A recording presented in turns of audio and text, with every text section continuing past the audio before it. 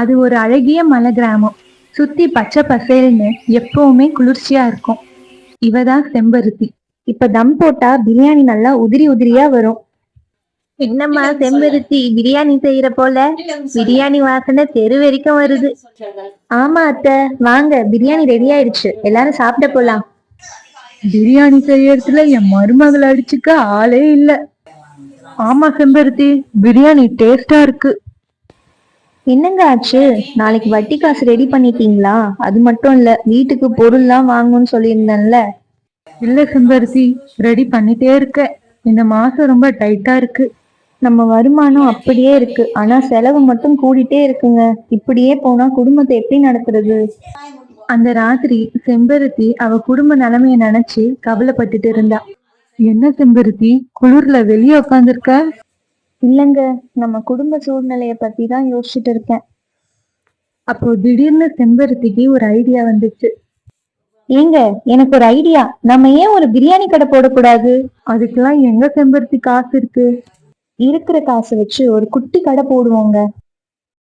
கம்மி முதலீட்டுல சின்னதா பிரியாணி கடை போட்டாங்க. முதல் நாள் 5 பேர் வந்தாங்க, 2வது நாள் 10 பேர் வந்தாங்க. படிப்படியா செம்பருத்தியோட பிரியாணி ஃபேமஸ் ஆக ஆரம்பிச்சது. நீங்க இங்க பாருங்களேன், இங்க பக்கத்துல பிரியாணி போட்டி நடத்துறாங்க. முதல் பரிசு 5 லட்சமாங்க. இதுல மட்டும் நம்ம ஜெயிச்சிட்டா நம்ம கடையை டெவலப் பண்ணிடலாம். நம்ம குடும்ப நிலைமையும் மாறிடும். நல்ல விஷயமா இருக்கு.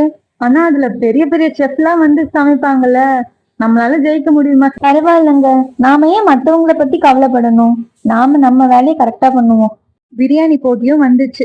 அங்க இருக்க பெரிய சமையல்காரங்க செம்பருத்தி போட்டியில கலந்துக்கிறத பார்த்து அவமானமா பேசினாங்க. சில பேர் பொறாமையும் பட்டாங்க.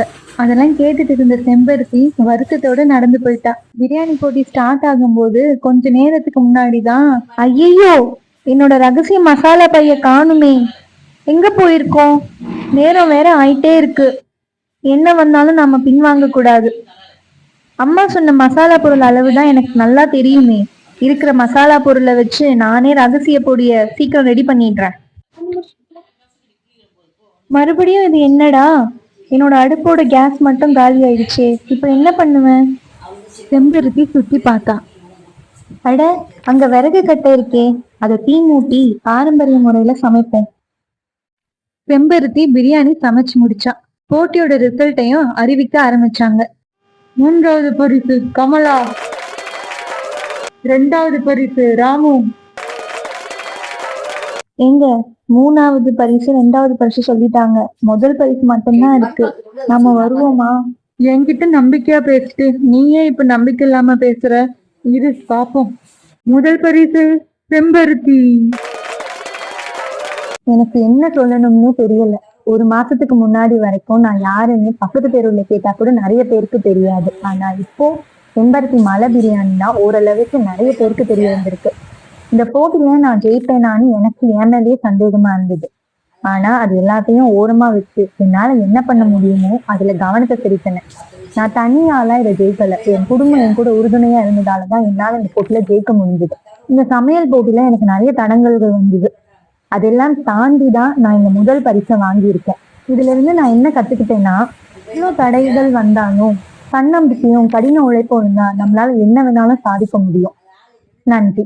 அந்த பரிசு தொகையை வச்சு கடையை டெவலப் பண்ண செம்பருத்தி. அவளுக்கு அவளோட குடும்பமும் ரொம்ப சப்போர்ட்டா இருந்தாங்க. அவ குடும்ப சூழ்நிலையும் மாறிச்சு, ரொம்ப மகிழ்ச்சியா வாழ்ந்தாங்க. இந்த கதை உங்களுக்கு பிடிச்சிருந்தா லைக் பண்ணுங்க, ஷேர் பண்ணுங்க, மறக்காம சப்ஸ்கிரைப் பண்ணுங்க.